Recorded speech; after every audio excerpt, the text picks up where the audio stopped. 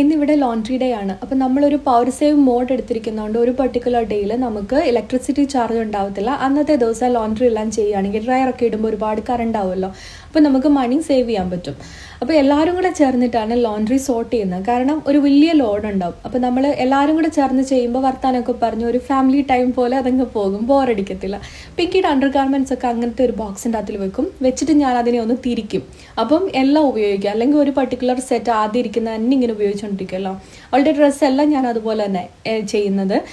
കാരണം എല്ലാം ഇങ്ങനെ ഒന്ന് തിരിച്ചു വെച്ചില്ലെങ്കിൽ പഴയത് നമ്മൾ വെക്കുന്നത് തന്നെ പിന്നെ എടുത്തുകൊണ്ടിരിക്കും.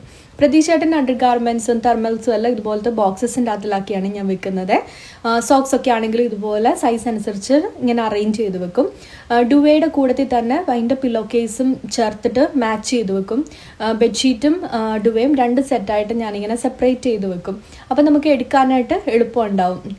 പിന്നെ എൻ്റെ പ്രതീക്ഷേട്ടൻ്റെ ഷർട്ടൊക്കെ ആണെങ്കിൽ ഇതുപോലെ ഹാങ് ചെയ്ത് വെക്കും. യൂണിഫോംസ്, ജീൻസ് അതൊക്കെ എൻ്റെ ആ ഒരു സെക്ഷനിൽ ഞാൻ ഓർഗനൈസ് ചെയ്ത് വെച്ചിട്ടുണ്ട്. ഇന്ത്യൻ ഡ്രസ്സസൊക്കെ സെപ്പറേറ്റും വെക്കും.